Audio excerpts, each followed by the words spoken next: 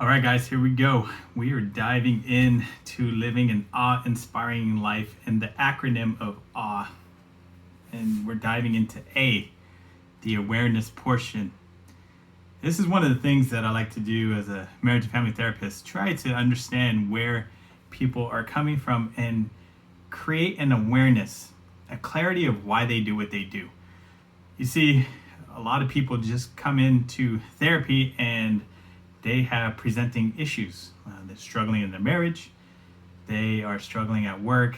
They may have clinical depression, anxiety, issues with children. They've got issues and symptoms that are preventing them from living the life that they want to live. And so as I get to know them, I try to develop and create an awareness. And what I'm going to do in this is encourage you and inspire you to think about why you do what you do and who you are in that process. A lot of people, I think, go through life wondering who they are and what their purpose is. I think a lot of people don't ask the questions of why they do what they do. They just react based on their experiences of life, their upbringing, their situation. They utilize their experiences of what has worked before. Maybe they get caught in the emotional roller coaster of life, and so they just react because, let's say, for instance, take me for an example. I grew up an angry individual. Really underneath the anger was a lot of hurt and sadness and disappointment. Did I communicate that? No. I would just get angry. And then when I got angry, I would project that anger onto people. And I got in a lot of trouble for that. I got divorced because of that. I had to repair my relationship with my boys because of it.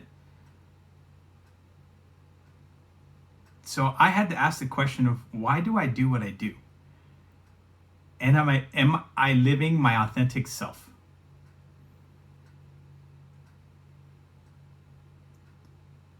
And so as you start to think about why you do what you do, think about your childhood.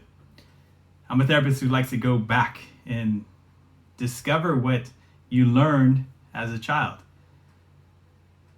either from your parents or your grandparents or whoever raised you, whatever caregiver. You know, what rules did you develop from that upbringing?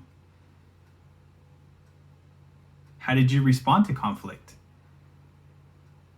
How did you respond to nurture? How did you respond to love? Did you love? Did you grow up in a house of love? Did you grow up with two parents? One parent? None? Did you grow up in the foster care system? Did you grow up going to church or not going to church? When a situation would arise, let's say something that was out of your control, were you comforted? Did your parents comfort you? Did you grow up in a conservative home? Or did you grow up in a more liberal home? Did you grow up under the umbrella of guilt, shame, and hurt and pain? Maybe you experienced some sort of trauma in your life. Were your feelings ever validated?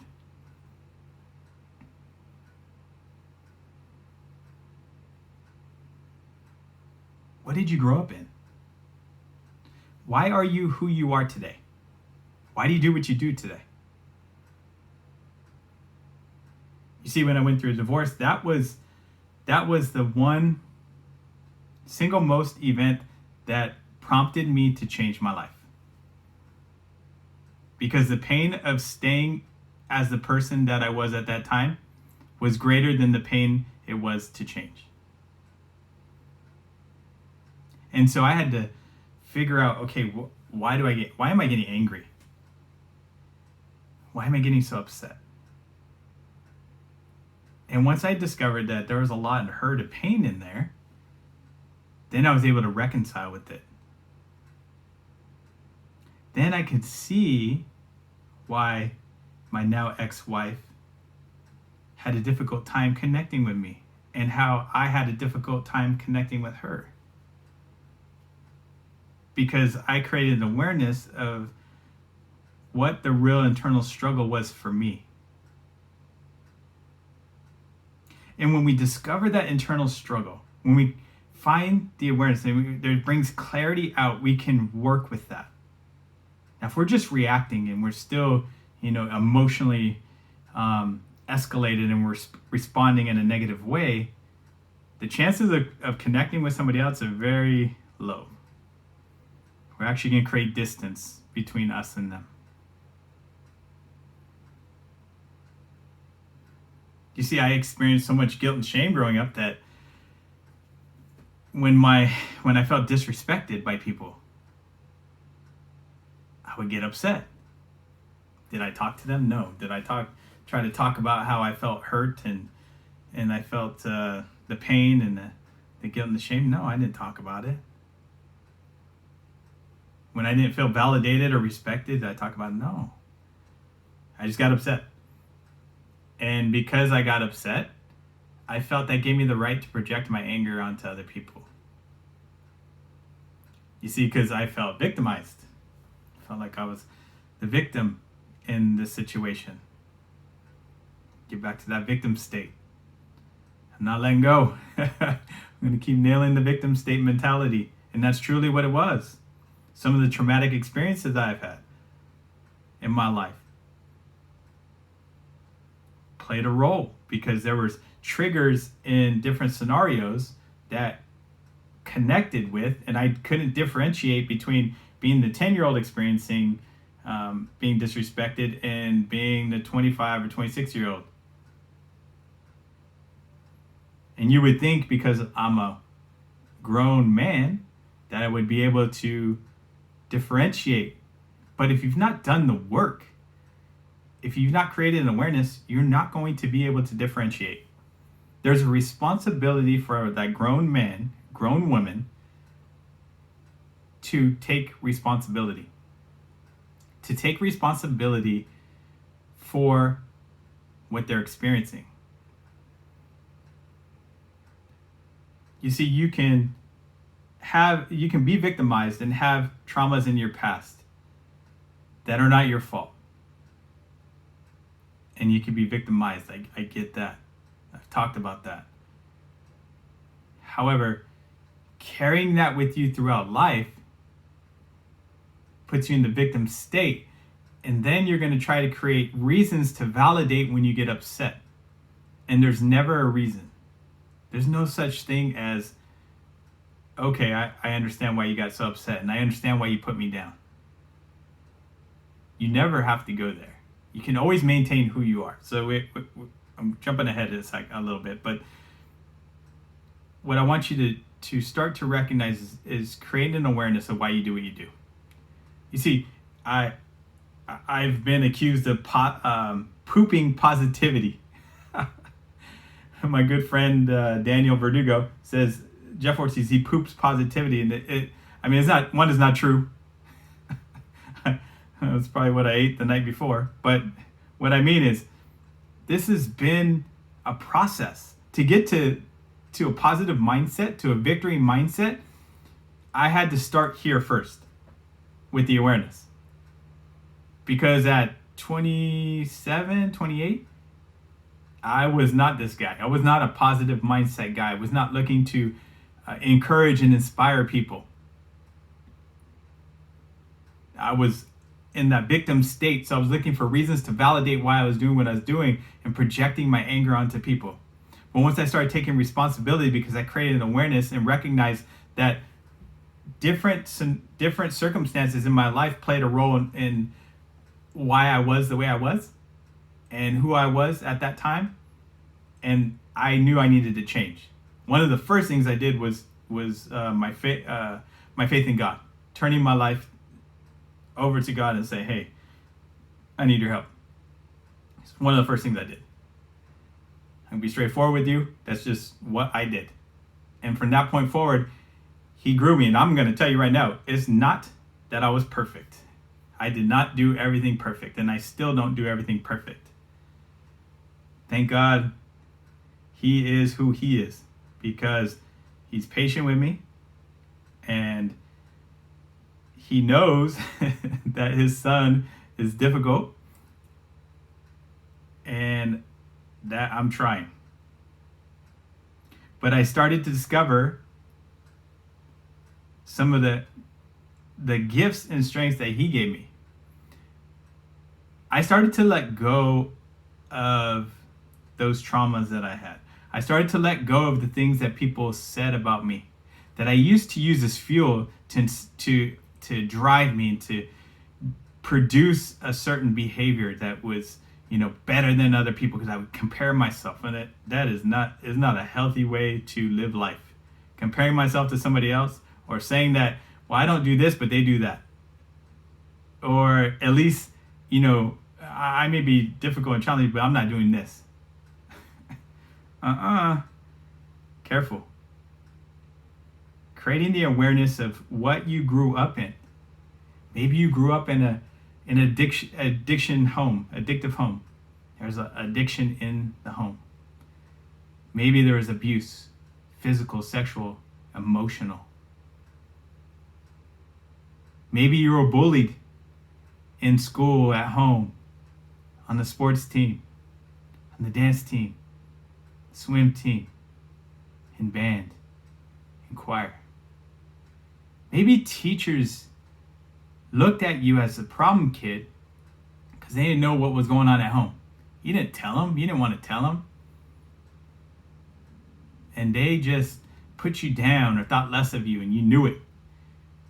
And maybe they verbalized it. Maybe you had a caregiver that was supposed to just love on you and take care of you, and they didn't. They didn't validate you. They just ignored you. They were physically present, but emotionally gone. How did that impact you? And what are you doing today to heal through that? You see, marriage and family therapy, therapy it's an investment. It's an investment in you. You're paying a professional to help you uncover these things, to help you process why you're struggling with current day situations and circumstances that are impacting you in a negative way.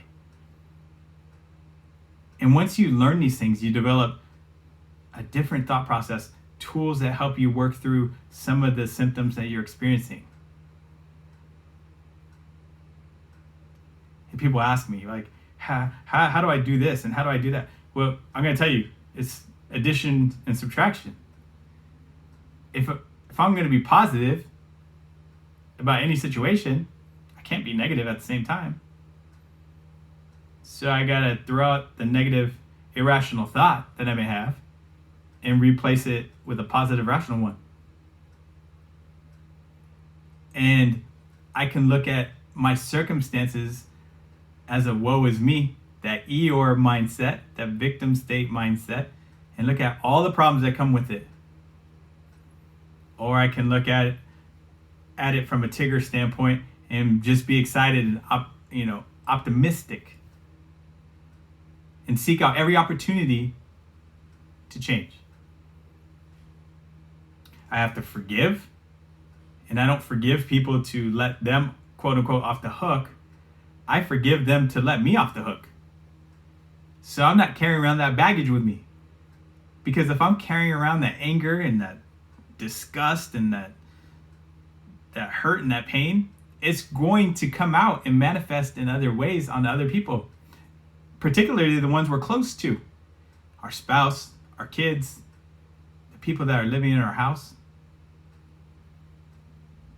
And I know this is connecting with a lot of you. I know it. I know it is touching something.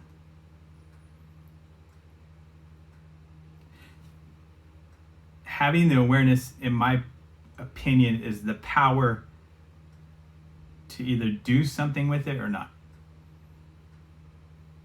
Because I'm going to tell you what's going to really hurt is when you figure out where this is coming from and not taking care of it.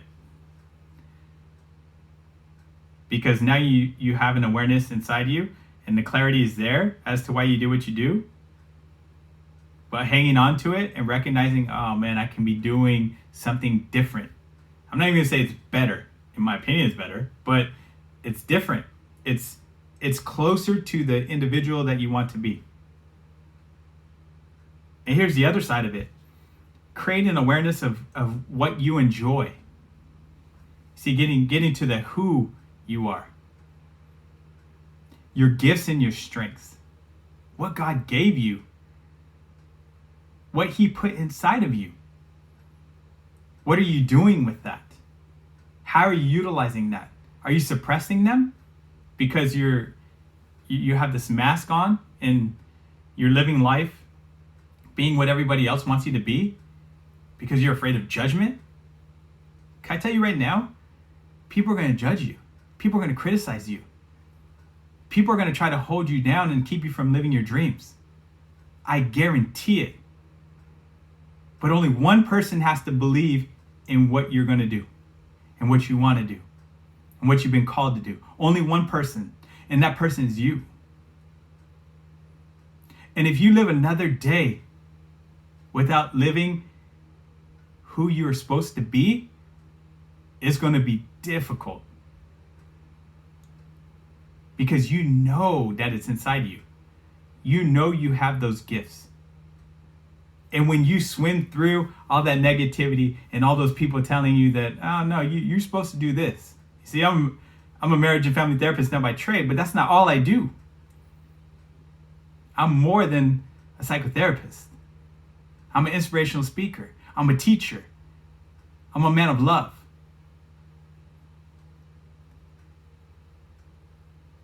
I'm a man of Christ. I love people. But I had to discover what was already there. It's not like I put it in there. It was more like I dug deep down. You know, when you dig deep down for time capsule, you dig and you pull it up, and then there's this capsule, this treasure of things that were put away. I found it. And when I started to find it, and I started, oh man, this is fun. This is exciting. This is exciting speaking to people. This is exciting to encourage people and to encourage them to think about why they do what they do. And then more importantly, discover who they are in that process. And as you discover that who you are in that process, guess what comes off? Yeah, that mask. The mask that you used to put on, it starts to come off. Because now you're not afraid to let people see that individual that is inside you. Now you're actually excited to show them. And then when they do judge you and they do criticize you or they do kind of passively aggressive say something to you, it doesn't impact you the same way because you're not the same person. Because now you're looking through the eyes of somebody who's focused on their gifts and their strengths. That's why it's a lot easier for me now to be positive and to be focused on my gifts and my strengths and have faith that things are going to work out. I don't always know they're going to work out. Do I get scared? Oh yeah, man. Come on. I get scared. I get overwhelmed. Heck yeah. But what I've learned to do is just slow things down. Get back to, okay, what am I experiencing? What somatic experience am I having? Which means, what is my body telling me? How's my body reacting to when I'm thinking, when I'm experiencing, when I'm believing about myself? And I slow things down. I take a step back, talk myself down. How is this impacting me? Am I threatened? Am I not threatened? How can I grow in this situation? Am I overwhelmed? Sure, maybe I'm overwhelmed. But there's always an opportunity to grow when you're overwhelmed. Am I being avoidant? Am I being angry? How can I get that place of security? How can I reassure myself that everything's going to be all right? Well, like I said, I'm a man of faith, so I put my faith in God. But still, even that, I don't know. But I'd rather put my faith in God than having fear. Fear of the unknown. Fear that I might catch a virus that I don't even know, where it's going to come from. Oh, I'm going to get it here and I'm going to get it there. No, I'm not going to live in that fear. If it's my time, it's my time. Period. Am I going to follow the rules? Sure. I'm a rules follower. I'm going to put on the mask. I'm putting on gloves. Well, maybe not gloves, but put on the mask. Wash my hands, sanitize. I've been doing that. I've always done that. But what I'm saying is that having the awareness of where are you putting your faith? Are you reacting in a way of fear? Or are you responding in a way of faith that things are going to work out? So when your child acts up at 13 or 14 and they backtalk you and they tell you you're the worst parent there's ever been, existed, they never loved you. That 13 or 14-year-old that used to change their diapers, take them to the park and swing them on the swing for countless hours. Yeah, that kid. How you respond? Are you responding in love? I'm going to tell you right now, I haven't always responded in love. Even though I've gone through this process of creating awareness of, why I do what I do, it's still, sometimes I say some things I shouldn't say. I'm a lot better at not saying them now. But boy, did I have to learn. It's not easy. But I give myself grace. I'm not perfect. You're not perfect. It's never going to be perfect. But that's where apologizing, I would never apologize. I was too proud. I had to realize and recognize how proud I was. And once I started dying to that pride, become humble, ask for forgiveness, tell people I love them. If I hurt them, if I maybe came off wrong, I'm the class clown. I make people laugh so they stop picking on me. And sometimes I push the limit too far. So, I'm learning how to readjust those limits. Still have fun, still be me, because I like to have fun. I like to encourage people. That is my gift. And as I do that, then I'm able to connect with them and encourage them. And they know it's from an authentic place. I don't care about anything in return. Maybe just friendship, that'd be great. But even then, if it's just one encounter, I hope that makes a difference in their life. I hope they see that somebody sees their gifts and strengths. You see, I'm able to love in a great way because I'm able to receive love and love myself and love the good and bad parts about myself.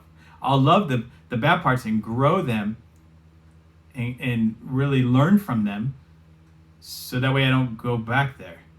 So I don't create that victim state again. And I'll love the great things about me and share those with people. Share my life with people.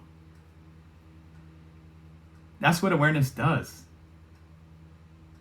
It opens the key to that time capsule box that contains all the great things about you. Pandora's box, whatever it is, to bring it out. There it is. Hello. Wow. Here I am. When I do my speaking, I talk about the authentic me. And I have little Jeff. And if you've heard me speak, you've seen little Jeff. Little Jeff got covered in guilt, shame, hurt, and pain. But as I go through this process of creating awareness and worth and executing it daily, then I am able to live in the authentic way that I've always been created to live. And stop letting external circumstances and people tell me how I should do things. Now, I listen to people. I seek advice and counsel. That's wisdom. Right? But I don't allow the negativity that gets projected on me because of their insecurity. You see, I don't react out of anger anymore. Sometimes I do. But what I'm saying is that it will still impact me. But when somebody comes at me, as opposed to going back at them, that used to be first nature, boom. I take a step back, I'm like, oh, what's wrong with them? Or, what's wrong with them? Did I do anything to cause that? And if I did, then I need to own it. But if I didn't, I don't, right? I could just let them have their space. And maybe they'll apologize, and maybe they won't. But if they don't apologize, then I can set a boundary and say, yeah, that wasn't cool. That wasn't loving. That wasn't kind. So I'm going to set a boundary. I'm going to limit how much time I spend with you. If it needs to be a hard boundary, then I'll set a hard boundary. But that gets back to the awareness of knowing why you do what you do and who you are in that process. Like knowing that you're worth more. And I'll get to worth, but I want to stay focused on the awareness. Having the awareness of being optimistic or pessimistic. So I grew up in a home that was, I would consider more pessimistic than optimistic. The kind of looking at the woe is me type thinking, the victim state mentality. It wasn't always like that, but I would say it happened more than not. And so that was my go-to. And I'm not blaming anybody for it. That was just my go-to, because there's other things, other circumstances, how I got picked on at school, how I got, had difficulty with teachers because I was the class clown, because I didn't want to get picked on anymore, so I made people laugh instead. I got in a lot of trouble. And so I grew up not feeling like I was good enough. And when you don't feel like you're good enough, you're going to act like you're not good enough. Because it all comes down to what you believe about yourself. Just like I said, if you want to live out your gifts and strengths, you have to believe in what your purpose is. And if I believe that I'm not good enough, I'm going to live that out. But if I believe I have a purpose, like my purpose is to share love big, love wide with everybody. Love big for your purpose, love wide to accept the things about you and other people in order to connect with yourself and other people. So that way we are engaging in creating a life that is living in our gifts and strengths, in our authentic self. Not dismissing the fact that what you've experienced in life and just trying to move forward. I don't want you to, it needs to be validated. And it's validated to a point of forgiveness and then moving forward. See, I'm thankful now that I grew up in the house that I grew up in, because I really learned both sides of this thing. I really had great parents that taught me great things, taught me how to love. They took me to church every Sunday. Had I not had that, I don't know if my faith would have, grown when I went through the divorce. But I had that experience. I knew what it was like. But my relationship with God got a lot closer when I knew that, okay, hey, I believe that you put this in me and I want to grow it. I want to do more with it. This love that you put in my heart, yeah, I want to give that away. How you've shown me in this process, because I went to therapy after the divorce, I want to be able to teach people how to do this. I want to help coach people how to do this. Whether I see them professionally or I'm speaking to them, I just want them to know that it's possible. That it's possible that they can come from a home that has some difficult circumstances. That they come from a family bloodline of addiction and they can persevere and overcome and share with the world how to do it. And I believe this is like one of the first steps, having that awareness. Because awareness develops clarity, and the clarity just hones in on what things you need to work on. And when you do that, it's like living in the Matrix. When Neo figured it out at the end and everything just slowed down, he started to see it. It's like, well, I can do this. Yeah, it's like that. That movie's written for this. So that you can see your gifts and strengths and realize the impact that you have on this world and what that looks like. And how you can do it in a way that just aligns with how you are made to be. And doing that with love.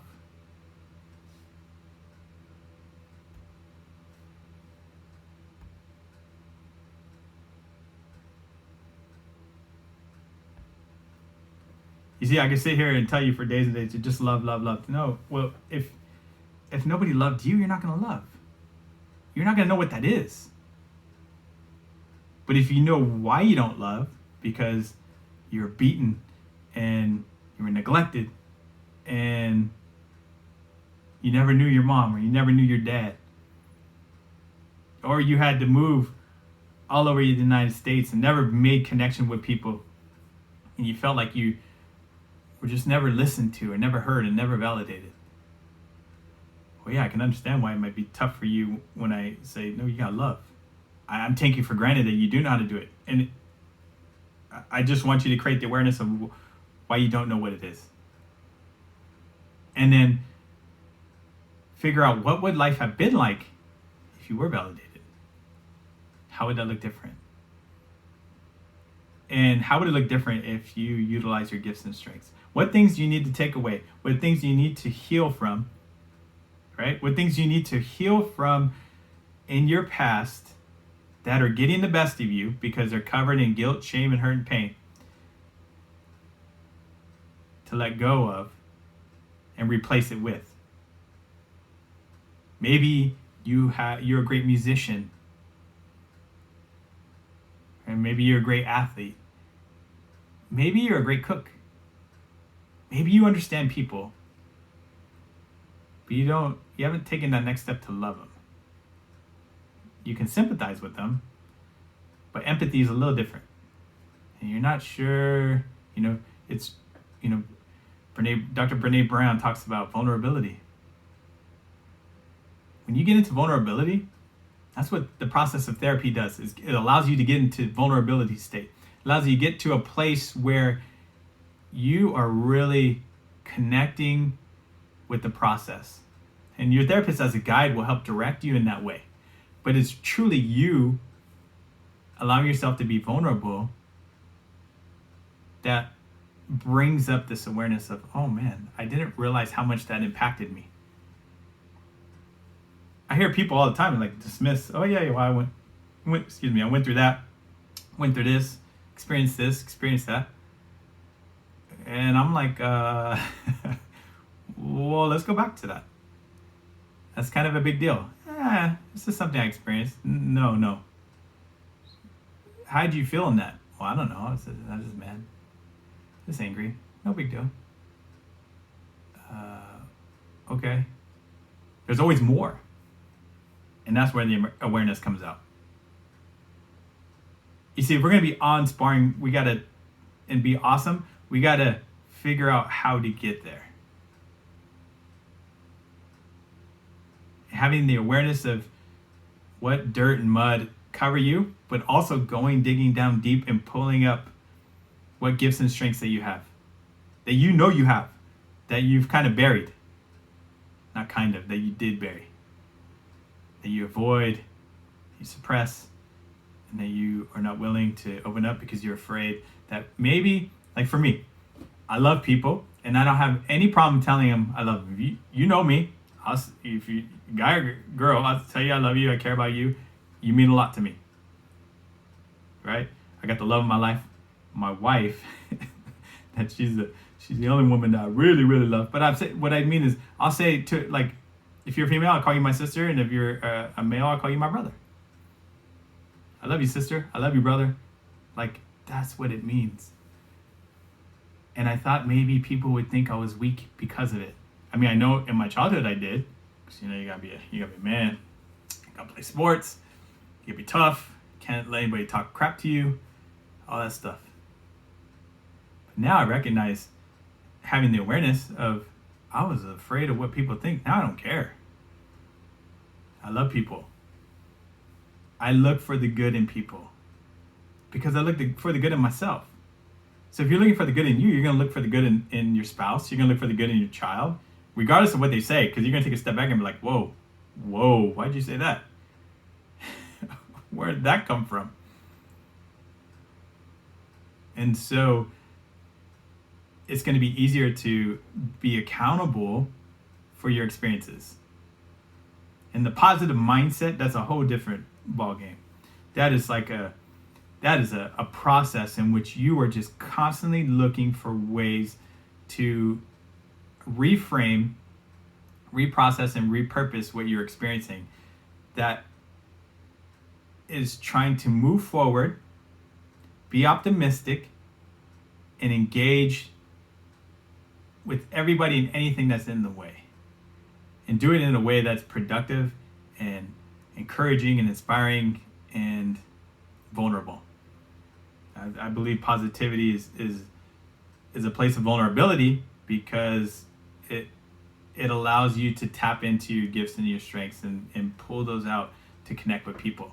Anytime we're trying to connect with people, there's a sense of vulnerability in that, because they can reject you, and then we have to deal with the rejection. Are we going to deal with the rejection like we always dealt with the rejection?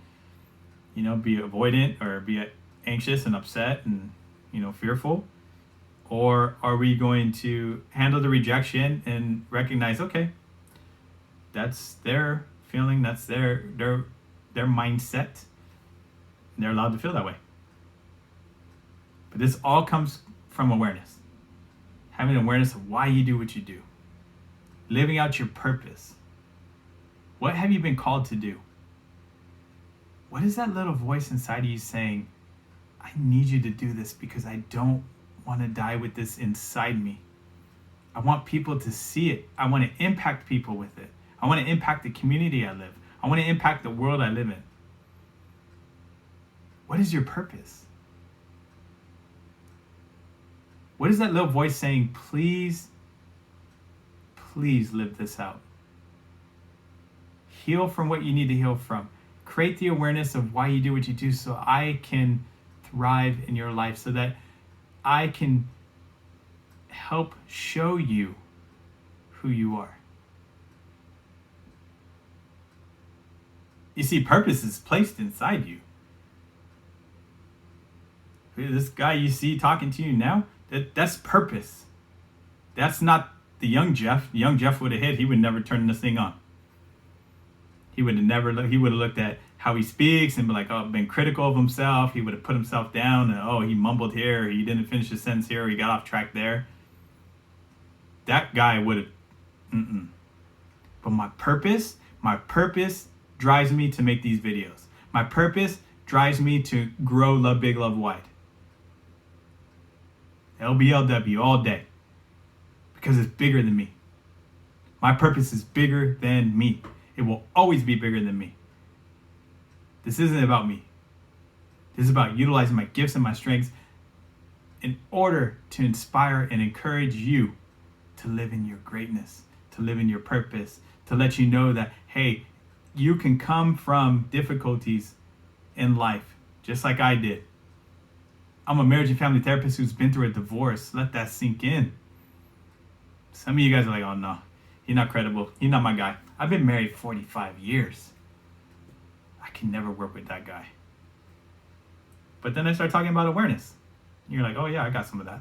I got some of that. I got some of that. See, I don't look at what people have been through. Whether you've been married 45 years or you've been married 3 or 4 times, I'm still going to go to this. Because without the awareness, we don't really ever get to our authentic self and the potential that it has. You have greatness inside you. That was given to you. I didn't give it to you. That's yours. It's different than mine. Your gifts and strengths, probably different than mine. What makes you you? Your talents, how you connect with people, how you bring a smile to somebody's face, that's yours. Don't let anybody take that away from you. Don't give your power away to anybody else. It's in the awareness. I'm starting to jump ahead to the worth, so I'll stop there. But the awareness is recognizing what your gifts and strengths are and utilizing to the best of your ability. But it's uncovering all that junk that you're carrying with you. I always think about Santa Claus and that big bag that he carries with all the toys in it, hunched over trying put in slay. No, don't carry that. That's not for you to carry. You let that go and you run. You pace yourself and you run this marathon of life. You keep moving forward one step at a time. People ask me how I'm doing. I'm living the dream, one day at a time. If you would have told me back when I was 28 I'd be able to do this stuff, I'd say you're crazy. But I've had people that around me that believed in me, who have encouraged me, who have inspired me. And what they see here on this video is a result of them pouring their life into me. And so now any chance I get, I'm trying to pour my life into others and encourage them and inspire them to see the gifts and the strengths that they have to uncover their purpose. And when they uncover their purpose, there they go. They recognize that they can be relational, they can be loving, they can be kind, but it doesn't make them weak like little Jeff used to think. It doesn't make them weak. It makes them strong, makes them unique, makes them vulnerable. This is the first part, creating awareness. As things come up for you, write them down and figure out and decide whether you're going to let that continue to take power in your life, or if you're willing to let it go and forgive and heal and replace it with your gifts and your strengths, or replace it with grace, or replace it with love, and start taking that step, living out who you're always meant to be. I love you, care about you, and I want you to be encouraged and inspired. You can follow me on Instagram at Jeff_Ortiz_LBLW. You can email me at jeff@renovaricounseling.com or the lblwguy@gmail.com.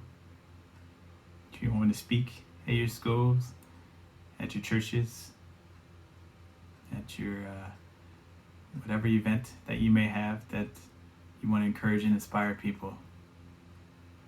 My number is 626-261-3299. I'm here for you. I'm not going anywhere. I'm not going to hide. I'm going to keep pushing forward until my purpose is played out.